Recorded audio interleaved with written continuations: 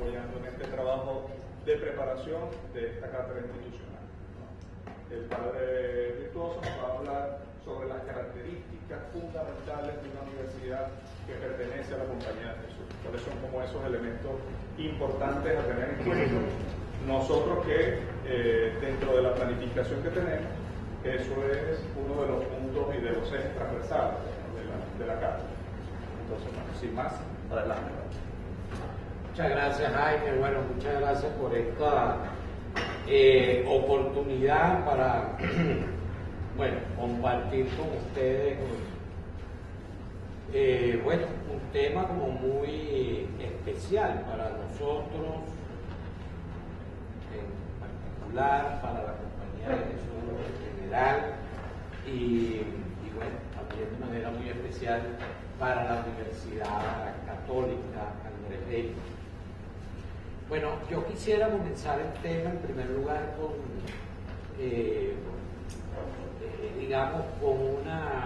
una primera aproximación.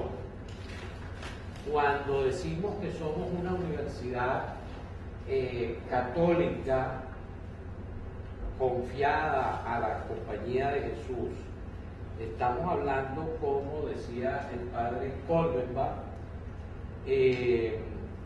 de lo sustantivo, lo adjetivo y lo modular de nuestra identidad. Lo sustantivo tiene que ver con el hecho de que nuestra primera intención, después voy a volver sobre esto, lo primero que caracteriza nuestra identidad como universidad jesuita, católica y de la Compañía de Jesús, es este hecho de ser universidad. Somos universidad, en primer lugar, somos universidad. Y queremos ser universidad. Y con ello decimos, una institución orientada a la búsqueda del conocimiento, yéndonos a la definición más clásica, la universidad como el lugar del conocimiento universal. Si queremos ir a una definición más medieval, la universidad como el lugar en donde el conocimiento accede a la verdad, y la verdad es universal, la verdad es única y es universal. No puede haber una verdad geográfica o una verdad, digamos, localizada, o una verdad parcial, sino que la verdad es una y se accede también a ella por métodos que son universales. Bueno, todo eso evidentemente entraría en una profunda discusión, en una profunda matización. Hoy en día los expertos prefieren hablar de un lugar de la búsqueda del conocimiento. La universidad es el lugar de la búsqueda del conocimiento. Y eso tiene unas características como también muy propias. La búsqueda del conocimiento no se hace de cualquier forma, sino se hace de manera rigurosamente académica.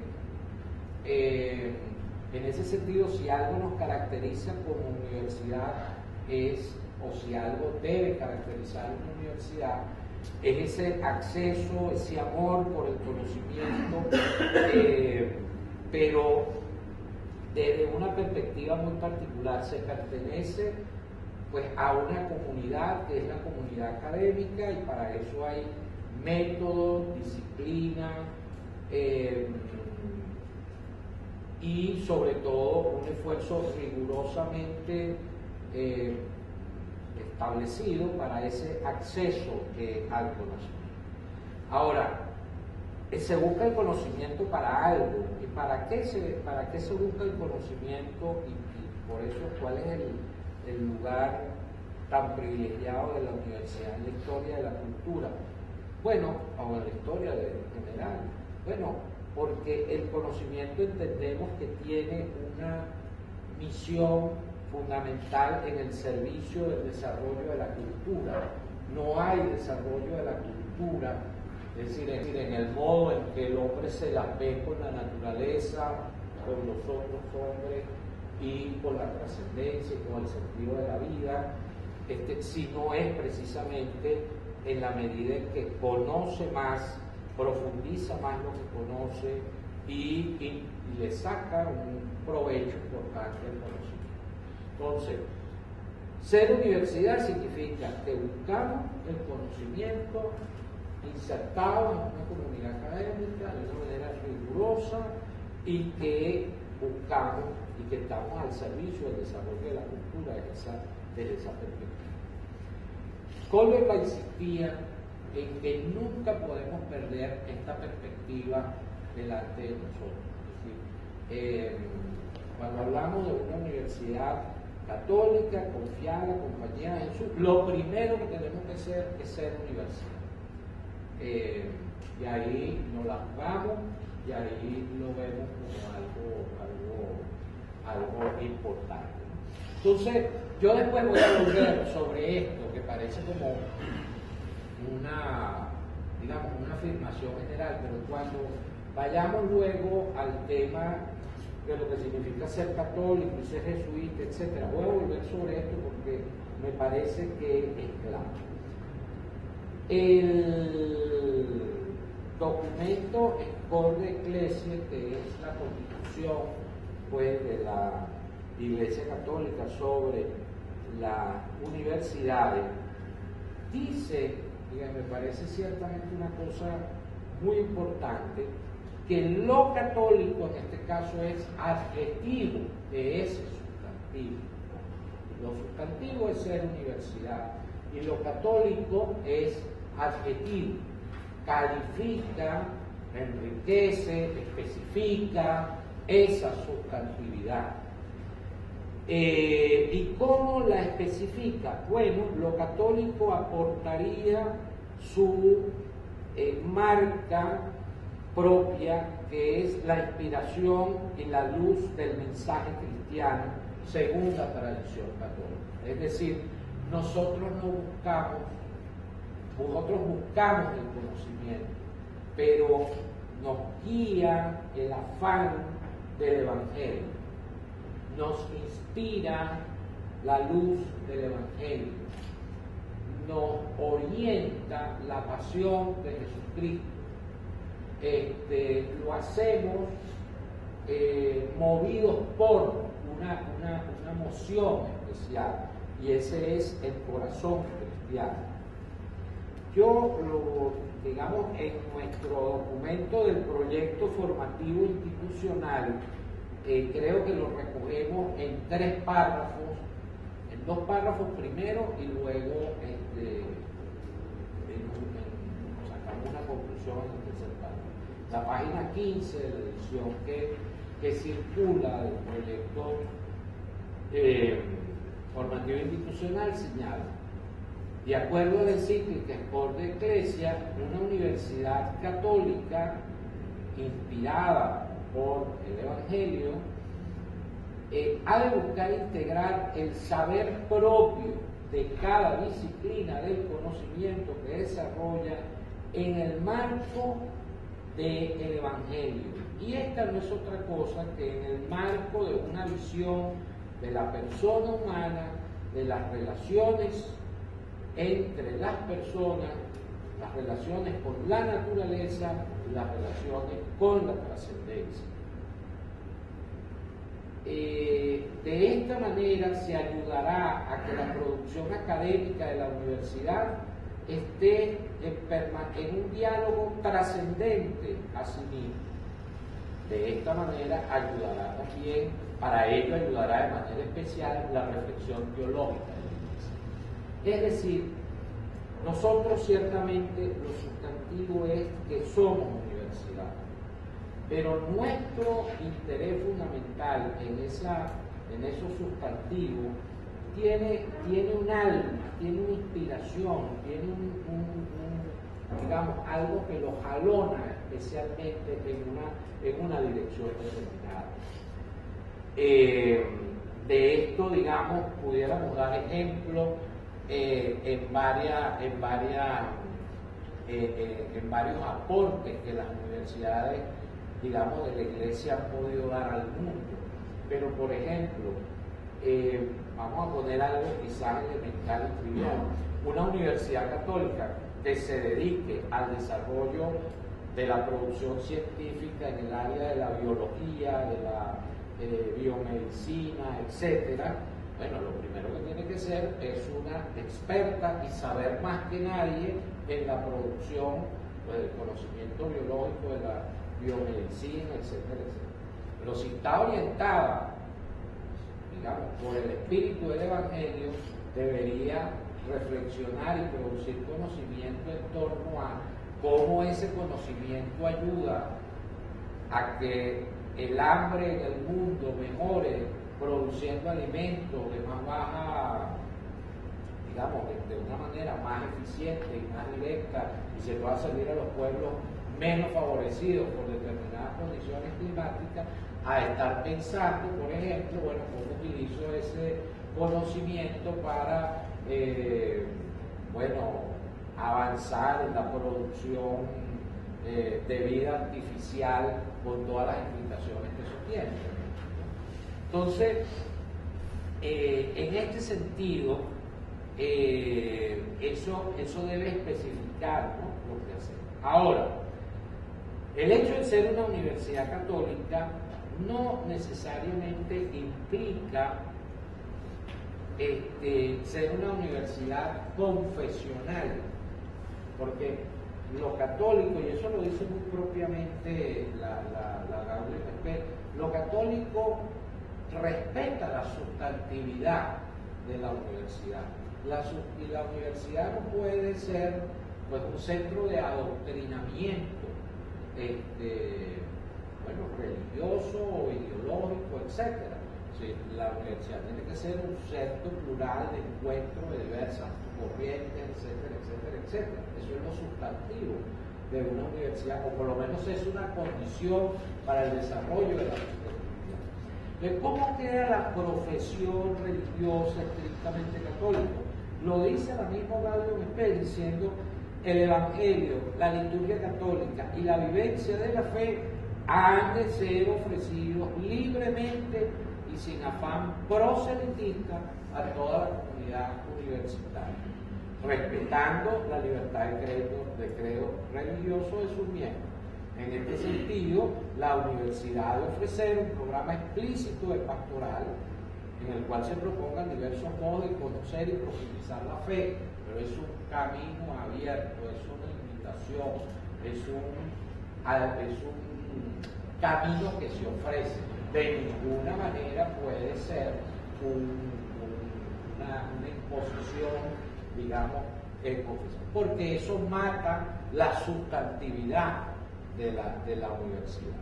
La universidad tiene que ser eso, digamos, tiene que haber autonomía universitaria, libertad de cátedra, capacidad de discusión, tiene que ser plural, tiene que ser abierta, tiene que estar en contacto con todas las tendencias, digamos, que están en discusión en el mundo, porque eso es lo que hace, digamos, que haya capacidad de discusión doctrinaria, teórica, etc. Pero evidentemente que esto tiene que estar muy abierto. Ahora, ¿qué sí es importantísimo? ¿Qué sí es de alguna manera determinante? Así como tiene que haber libertad de cátedra, tiene que haber capacidad de diálogo, etcétera. Bueno, que hay principios de la inspiración cristiana que no pueden faltar, y no solamente que no pueden faltar, sino que son determinantes. Esto es, lo que la universidad hace tiene que contribuir a la dignidad humana. Lo que la universidad hace tiene que estar al servicio de los más necesitados en la sociedad. Lo que la universidad hace tiene que promover la reconciliación y el entendimiento entre los hombres. Bueno, porque esos sí son principios claves y fundamentales, digamos, universales, diría yo, del catolicismo y del evangelio. Entonces, no todo es válido, ni todo es simplemente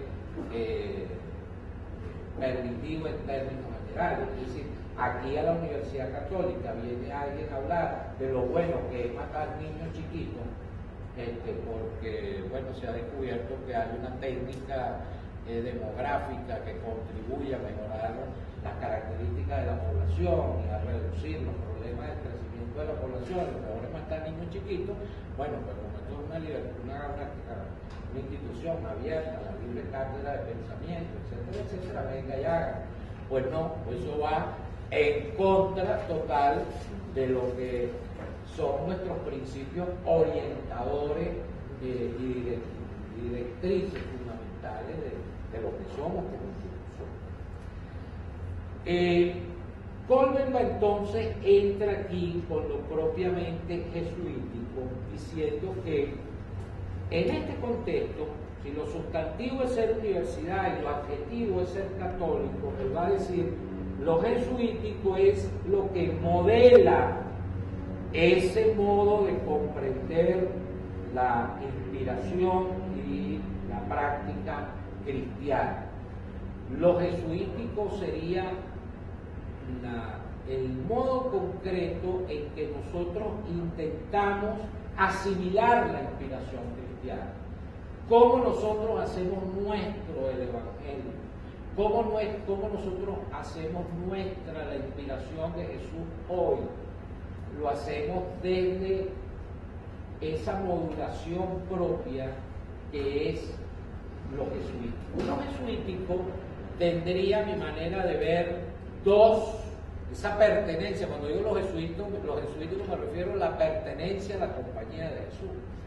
¿Cómo se caracteriza entonces esa pertenencia a la compañía de Jesús? Bueno, yo diría que fundamentalmente hay dos grandes elementos que vendrían a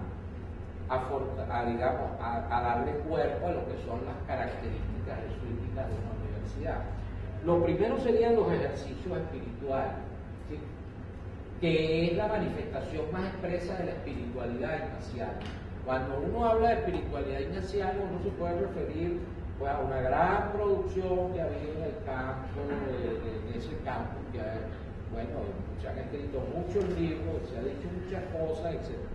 Pero lo propio de lo que significa la espiritualidad de Ignacio de Loyola, lo propio de la espiritualidad que debe orientar la vida de la compañía de Jesús, está reflejado en eso que conocemos como ejercicio espiritual.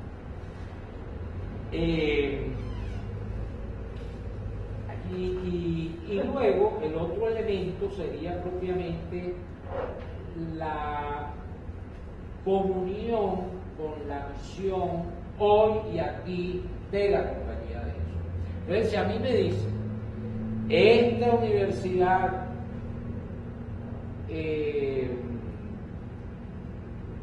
es o no es, o cómo es eso de que es de la compañía de Jesús, es jesuita, o es, yo diría, fijémonos en dos aspectos.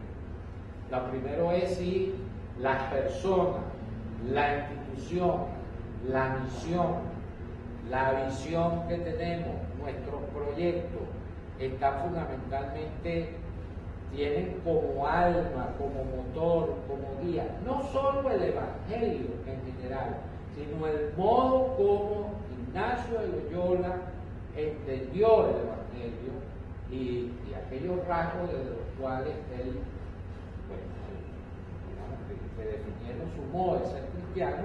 Bueno, si esos rasgos están ahí, yo diría, sí, lo somos o intentamos ser una universidad de inspiración no solo cristiana, sino jesuítica.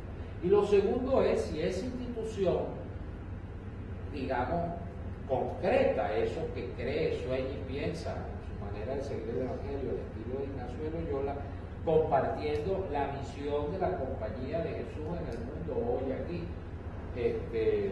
Porque yo puedo ser muy ignaciano y puedo guiarme en solo, digamos, cualquier cristiano, la espiritualidad ignaciana es universal, pertenece a la Iglesia Católica. Cualquier cristiano del mundo puede decir, bueno, la manera como Ignacio de Loyola entiende el Evangelio, yo la quiero asumir para mí y la hago mía, como puedo asumir la manera como Francisco de Asís entendió el Evangelio, o como Agustín entendió el Evangelio, o como la hermana Teresa de Ávila entendió el Evangelio. Entonces no basta simplemente que yo haya asumido la espiritualidad ignaciana, sino que en el aquí y en el ahora esta universidad comparte las grandes preocupaciones de la Compañía de Jesús en el mundo, las grandes preocupaciones de la Compañía de Jesús, pues en este tiempo, en esta historia, y es parte de esa tarea, se siente parte de esa tarea y contribuye a esa tarea. Entonces, bueno, lo que voy a comentar ahora tiene que ver con darle un poco de cuerpo a eso. ¿Qué significa? ¿Cuáles serían esos grandes rasgos? Si a uno le tocara hacer un resumen, atrevimiento de mi parte, pero ¿qué le vamos a hacer, no? Si a uno le tocara hacer un resumen de cuáles son esos rasgos distintivos de la espiritualidad ignaciana, desde la cual queremos asumir el Evangelio o leer el Evangelio, desde la cual queremos hacer nuestro el seguimiento de Jesús, desde lo cual queremos decir, bueno, esta universidad no es solamente, digamos, de inspiración cristiana, sino que la inspiración cristiana en la universidad significa esto. ¿Cuáles serían entonces esos rasgos que ya tipifican, caracterizan de una manera más concreta? Bueno, yo señalo algunos, evidentemente es un tema muy complejo, habría que estar mucho más tiempo, pero rasgos que para mí, les comento quizás más que desde lo que uno puede hacer un resumen de la literatura, lo que yo siento como experiencia propia y particular de mi vida como jesuita y bueno, lo que vamos a ponerlo en otros términos y de otra forma, y me perdonen la informalidad. Ellos rasgos de la espiritualidad ignaciana que a mí me dan nota. Que yo siento que son constitutivos, bueno. Lo primero es que si algo nos enseña Ignacio es al autoconocimiento crítico. Si algo son todos los ejercicios espirituales, desde que comienzan hasta lo que terminan, es intentar que usted delante de Dios se sincere profundamente. Y para sincerarse profundamente hay que hacer un esfuerzo constante de autoconocimiento. Y de autoconocimiento no complaciente, sino autoconocimiento crítico. Hay mucha gente que insiste que Ignacio de Loyola antecedió con mucho a los llamados maestros de la sospecha, Freud, Nietzsche y Marx. Los antecedió con mucho, bueno, claro, todos son del siglo XIX y XX. Porque si algo es Ignacio, es un profundo conocedor de la persona humana. Es decir, es un hombre que precisamente se encontró con Dios porque fue capaz de leerse en el fondo de su vida, y desde esa lectura del fondo de su vida fue capaz de encontrar lo que dentro de él se movía, cuáles eran las tendencias, las emociones, las fuerzas positivas, negativas, qué era lo que le estaba pasando y por dónde tenía que orientar su vida. Es un hombre que tomó decisiones precisamente porque se conoció. Entonces, si algo son los ejercicios espirituales, es una escuela del autoconocimiento, mejor que cualquier terapia de esas que se inventan por ahí, ¿no? O que sean, no vamos a hablar más de eso. de todas esas terapias que se crean precisamente. Bueno, Ignacio propuso una que tiene mucho que ver con su propia experiencia. Entonces, ¿en qué sentido ese autoconocimiento crítico forma parte de la espiritualidad y en qué sentido por qué lo anoto como un elemento fundamental? Bueno, porque si algo va a pedir los ejercicios espirituales es una permanente actitud de cambio, una permanente actitud de adaptación, una permanente actitud de escucha de lo que Dios quiere hoy, aquí, en este momento. No hay capacidad de cambio, no hay capacidad de atreverse a hacer cosas, no hay capacidad de salir de sí mismo si usted no se conoce, si usted no parte como es de esa convicción interna de lo que usted busca y quiere. Entonces, bueno, la primera semana de los ejercicios es la semana dedicada a la conversión, pero que no se termina allí. Esa es como la puerta de entrada del proceso de los ejercicios espirituales, la semana dedicada al conocimiento de tu pecado y el llamado a la conversión. Pero que no se terminó ahí, después yo paso a otro examen, a hacer otra cosa, no, sino que después a lo largo de todo el proceso de los ejercicios, pues constantemente te estás preguntando, bueno, digamos, ¿qué es lo que yo tengo que cambiar en mí? ¿Y qué es lo que yo tengo que de alguna manera hacer? Traído esto al tema institucional, pues una institución que efectivamente se siente invitada a este permanente autoexamen crítico es una institución que está en permanente disposición de actitud de cambio, de entender que tiene que adaptarse a las nuevas realidades, que no está aferrada a las cosas, a la tradición, que es una actitud como que, una actitud donde uno dice, mira, yo estoy haciendo esto en este momento porque es lo que yo considero que es lo mejor que yo estoy haciendo, pero tengo los ojos bien abiertos tanto hacia la realidad como hacia mí mismo para entender que esto estaba muy bien aquí, pero mañana como que tengo que hacer otra cosa. Entonces, una institución realmente inspirada por la espiritualidad ignaciana es una institución en permanente autoconocimiento, en permanente disposición al cambio, en permanente lectura de la realidad, en permanente análisis, en permanente conocimiento de lo que ocurre, precisamente para ver cómo se responde y qué se responde. Esa actitud va acompañada de otra que se parece mucho, pero que me parece que va un poco más allá, que es el tema del discernimiento. El tema del discernimiento tiene que ver con una actitud especial de Ignacio, que es Dios está presente en el mundo, obrando y transformando las cosas.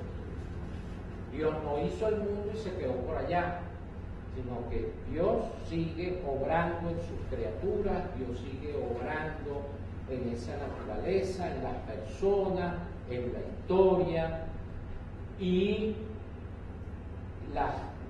los seguidores de Jesús, al estilo de Jesús, lo que intentamos es coincidir con eso que Dios quiere, hace y trabaja en esta historia.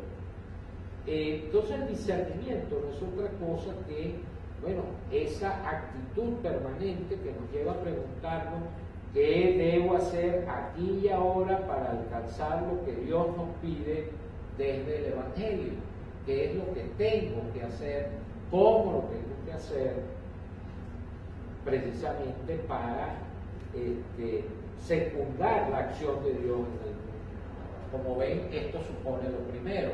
Difícilmente yo me hago esa pregunta si soy una persona instalada, si soy una persona que yo creo que ya estoy haciendo lo mejor del mundo ya. Si estoy haciendo ya lo mejor del mundo, no tengo por qué preguntar, ¿y qué será lo que Dios quiere hoy aquí de mí, ¿no? Y cuando hablamos institucionalmente decimos no solamente de mí, que quiere de la institución. El otro rasgo fundamental de la espiritualidad ignaciana es, como toda espiritualidad cristiana, proponer a Jesucristo y su Evangelio como el centro de la vida, como el absoluto fundamental, absoluto en el sentido que no está religado ni depende de ninguna otra cosa, es en sí mismo, pero con una característica muy propia de Ignacio. Yo diría que dos características muy propias: el llamado a seguirlo en pobreza y humildad. Seguir a Jesús en pobreza y humildad. Y pobreza y humildad como actitudes profundamente espirituales. Es decir, difícilmente quien está apegado a la riqueza, quien hace de la riqueza su ídolo, puede encontrarse con Jesús. La pobreza supone una actitud de despojo, una actitud espiritual de ponerse en las manos de Dios, una actitud de ponerse totalmente, pues, como digo, en las manos de Dios. Y la humildad tiene que ver mucho también con esta actitud. La humildad se refiere concretamente al tema del poder, es decir, difícilmente desde el poder que oprime y mata, desde el poder que busca fundamentalmente dominar, es difícil encontrarse con Dios. Entonces, seguir a Jesús, digamos, al estilo, a la apostólica, solía decir, como los seguidores iniciales de Jesús. Seguir a Jesús es ponerse en esa itinerancia permanente, dependiendo solo de esa búsqueda y centrando totalmente la confianza en Dios. Y la otra característica, bueno, y a esto está dedicado el 70% de los ejercicios. La segunda semana de los ejercicios del seguimiento, la tercera tiene que ver con asumir las consecuencias de seguir a Jesús, y para eso está, pues, todo el tema de la cruz y muerte de Jesús, y finalmente el tema de la resurrección. Pero desde esta perspectiva, es decir, Ignacio siempre va a llamar a seguir a Jesús en suma pobreza y en suma humildad, como rasgos que permiten hacer realista ese seguimiento y como que dignifica. Y de alguna manera lo que se está diciendo con esto es seguir a Jesús no solamente como causa. Jesús no solamente una causa, un buen principio, una buena bandera, un buen eslogan, una buena teoría, que vale la pena apostarle como modo de vida, sino que seguir a Jesús es también hacerse parte de sus seguidores y formar parte de su propio estilo. Seguir a Jesús es asumir su estilo, es asumir su modo. En ese sentido está llamando a un seguimiento radical. El segundo elemento que ya está, que es muy típico de la espiritualidad ignaciana, que la compañía, y que va a tipificar la misión de la Compañía de Jesús, y que yo creo que en definitiva es como el rasgo más propio de nuestra misión de la Compañía de Jesús, es la convicción de que Dios en Jesús sigue operando en el mundo, de que Dios sigue creando este mundo, de que Dios sigue regenerando este mundo. Si se quiere, la visión de Ignacio es una visión positiva. El mundo no está totalmente terminado, el mundo no está totalmente hecho. Es más, Dios sigue obrando en su criatura. Por eso hay que discernir por qué es lo que Dios quiere y hacerme parte de él. Ajá, pero hay una cosa fundamental aquí, y es el llamado a Ignacio de meternos en el mundo en cuanto mundo. No nos vamos a meter, y entonces a los jesuitas nos decía, ustedes no van a tener un convento aparte, inclusive una vestimenta aparte, inclusive unas costumbres aparte.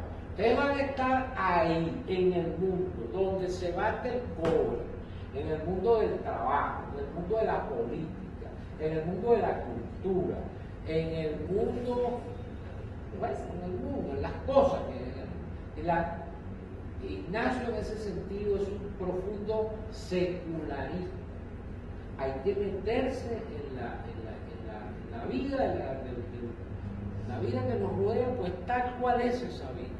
Y desde allí, y asumiendo esos caminos, pues usted va a buscar un mundo más humano, un mundo más justo, un mundo más fraterno. Bueno, desde allí se va a preguntar qué es lo que Dios quiere y qué es lo que hay que hacer. Ni siquiera nos da un librito, ¿no? Mire, usted va a ser pintor, ¿verdad? Porque se trata de influir en el mundo del arte pictórico. Ajá, pero va a hacer esto. No, usted se va a meter allí y va a ser muy buen pintor, ¿verdad? Si quiere influir en el mundo de la pintura, y allí se va a preguntar qué es lo que Dios quiere que usted haga. Entonces se trata de asumir la secularidad del mundo. Hay una frase pues, muy famosa que es aquella de que nuestra casa, nos decían los jesuitas, bueno,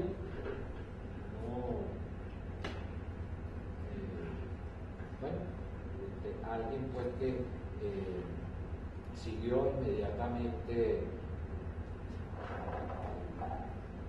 este tema de en la primera compañía, los primeros jesuitas muertos los fundadores, pues había que continuar siendo era los nuevos, pero bueno, cuál era el espíritu del fundador. Y él tenía una manera muy particular de decir esto. Él decía, nuestra casa, le decía a los jesuitas, es el mundo. Nuestra casa es el mundo.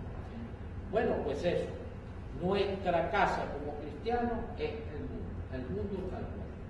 Y uno ve que esto es un rango que la compañía de Jesús asumió como muy propio.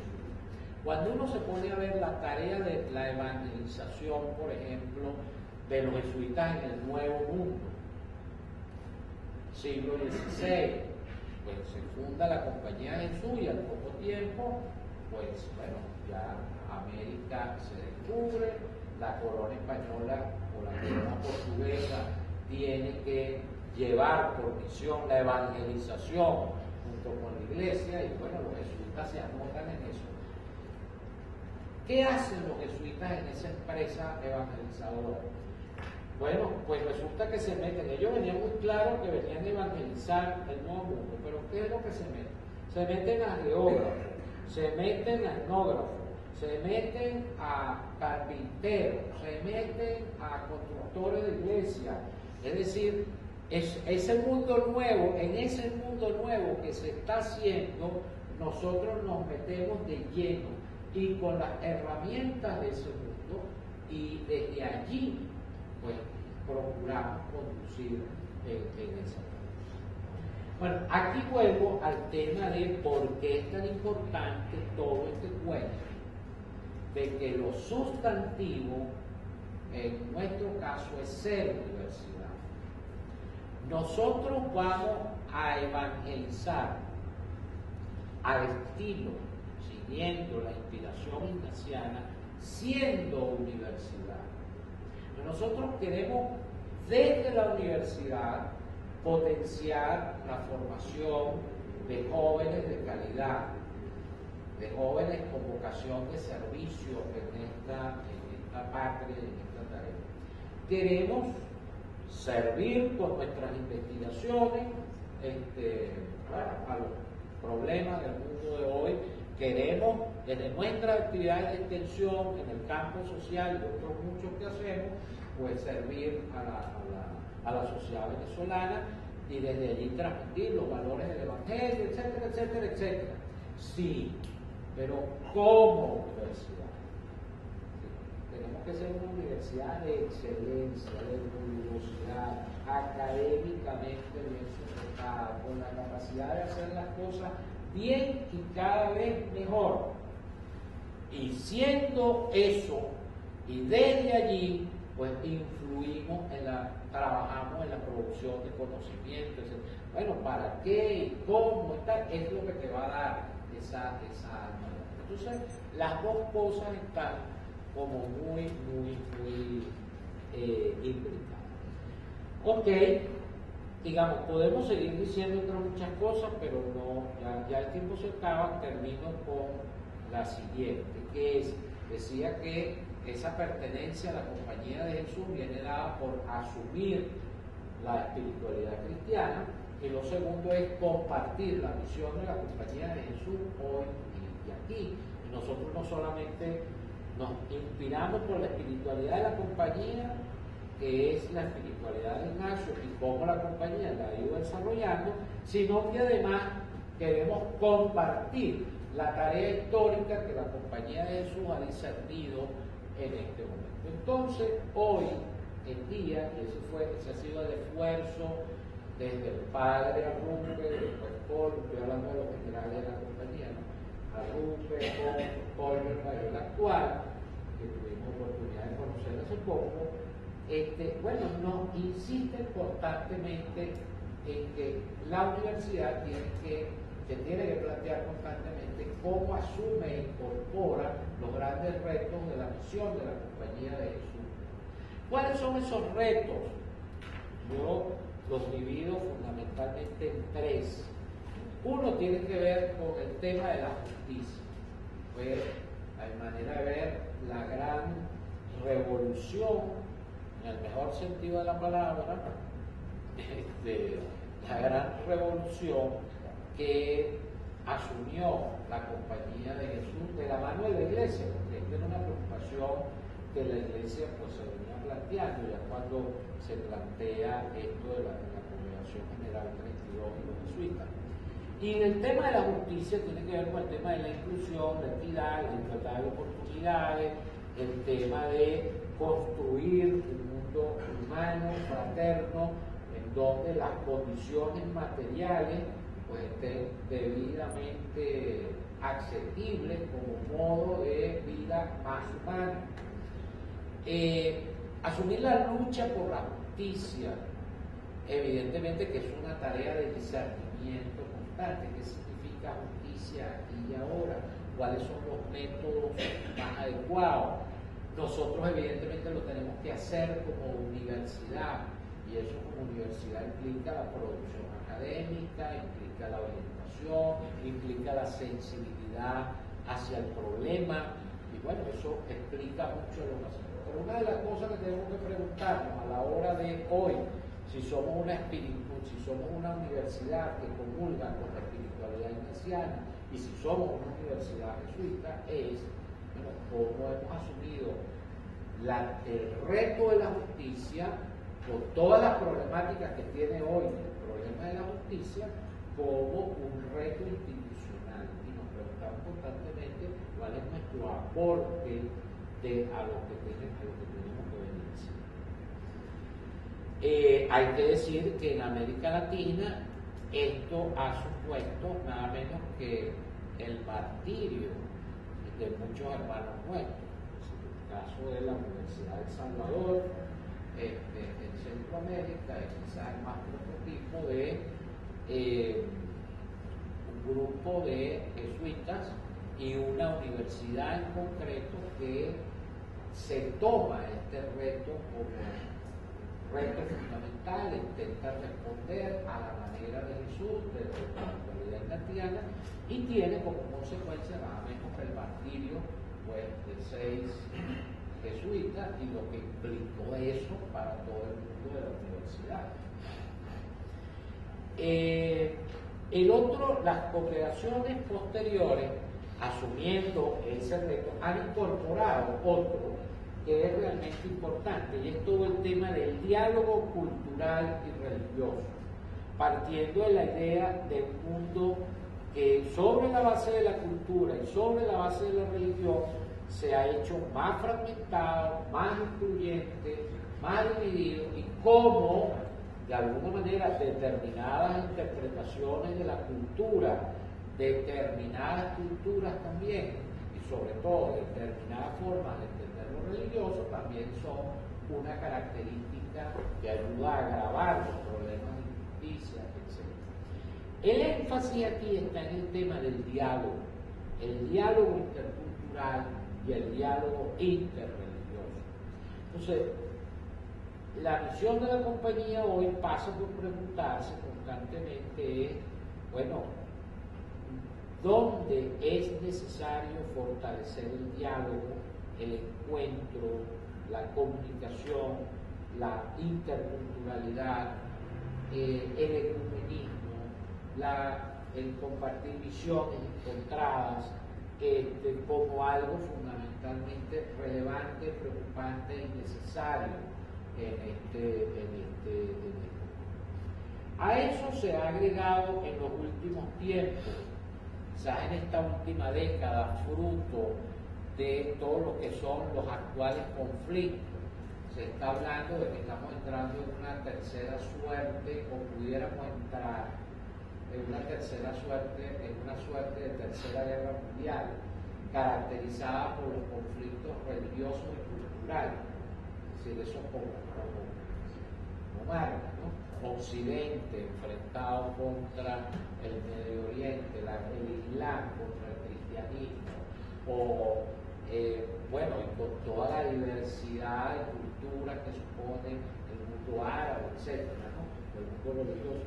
Bueno, esto ha puesto de relieve que quizás toda esta preocupación por el diálogo se concreta hoy en el tema de la paz y la reconciliación, en el tema del entendimiento, tender puentes.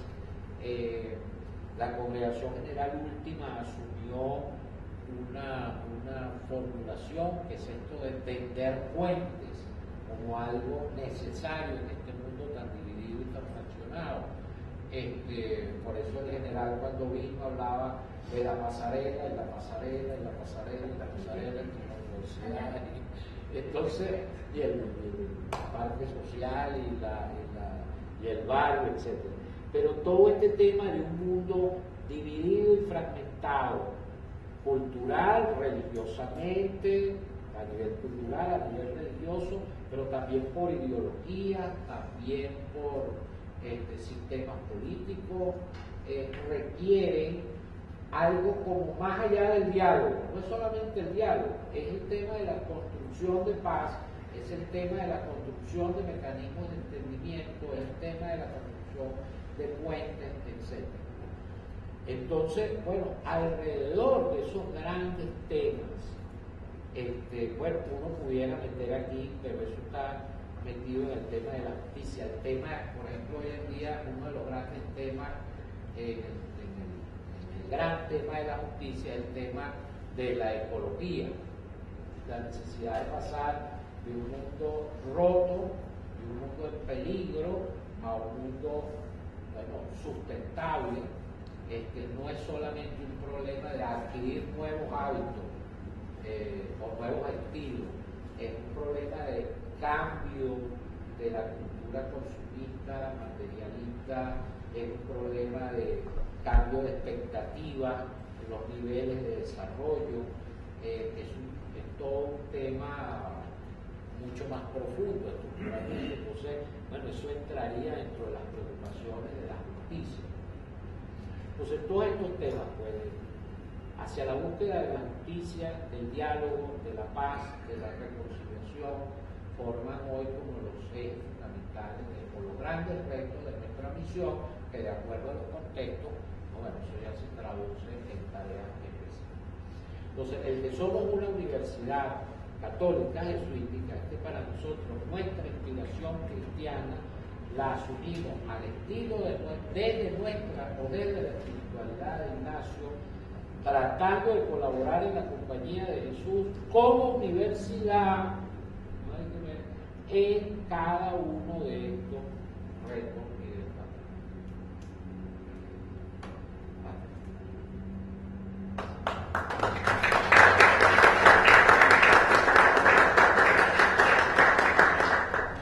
Padre, muchas gracias. No tenemos mucho tiempo, pero si alguien tuviera algún comentario, alguna pregunta, alguna cosa, alguna intervención.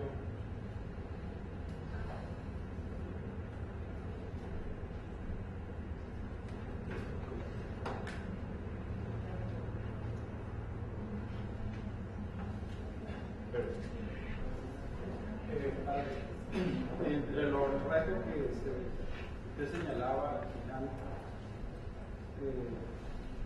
no sé si podría estar incluido ya ahí primero, pero digamos todo el tema de la democracia, ¿dónde lo podríamos ubicar? Sí. Promover y cultivar la democracia tanto como forma de gobierno como forma de vida, ¿no? Y los valores que implica eso. Yo creo que es un reto que de alguna manera está presente en todos los anteriores, ¿no? Si la democracia, preocupación fundamental en Venezuela y en América Latina, no solo, pero una preocupación muy nuestra, evidentemente entra siempre como un reto muy particular, un reto muy nuestro, pero que evidentemente nosotros los asumimos mucho desde estas tres preocupaciones que señalábamos, es decir, queremos una democracia que garantice justicia, y que garantice justicia es justicia en todos los términos, ¿no? Justicia en la creación de condiciones de vida para todos, y la creación de dignidad para todos, todo lo que eso tiene consigo. Pero también la democracia es, en el fondo, un mecanismo para la convivencia de una sociedad que garantice la paz, el entendimiento, la capacidad de dirimir los conflictos eso, en paz. Entonces, bueno, lo que quiero decir es eso, ¿no? La democracia, ciertamente, la búsqueda de una democracia acorde con lo que necesitamos y el reto de una democracia adecuada con nuestras necesidades forma parte de una preocupación muy nuestra en nuestro contexto. Pero estas dimensiones a las cuales nosotros apostamos universalmente, digamos, como que le colocan un matiz muy especial a esa búsqueda. Es decir, a nosotros no puede haber democracia que no garantice la paz, que no garantice la convivencia, que no garantice la pluralidad, que no garantice la libertad, que no garantice la justicia. Bueno, eso es parte de lo que, digamos, de nuestras preocupaciones permanentes. ¿Alguien más? Yo quería decir que realmente lo que usted nos comunicó nos hace también, nos pone ante un reto personal, porque como profesores nosotros tenemos una responsabilidad de modelaje y que todo lo que usted nos plantea, no solamente en relación con la sociedad, la universidad, sino nosotros en las relaciones personales con nuestros estudiantes, en las clases, tenemos que trabajar de forma justa, que el poder no sea un fin sino un medio, en el sentido de que si yo estoy como profesor, no es para demostrarle a los estudiantes que yo soy quien mando, que con la nota soy la persona que controlo, que es un poco lo que hemos estado trabajando también en todo este taller, sino que realmente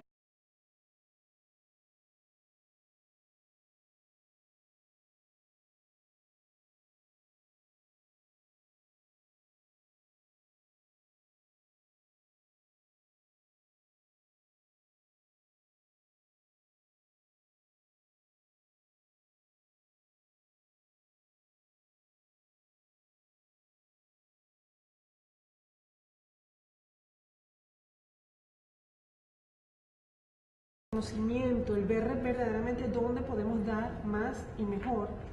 Y por otro lado también, el que no podemos hacer que nuestro saber sea un saber para que se quede dentro de nosotros y de la universidad, sino que vaya a la sociedad y a quien más lo necesite, en un sentido de que nuestras investigaciones, de que nuestro trabajo favorezca, contribuya de alguna manera a que nuestra sociedad, nuestra Venezuela y el mundo, que las fronteras ahorita pues son cada vez menos definidas, sea más justo, ¿no?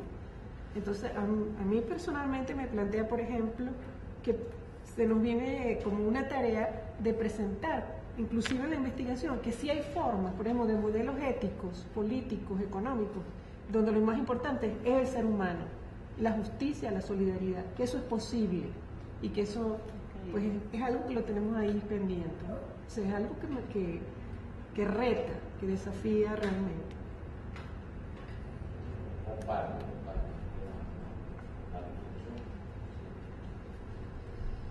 Bueno, padre, muchas gracias entonces por participar con nosotros. Vamos a darnos 5 minuticos, hay café, hay galletas.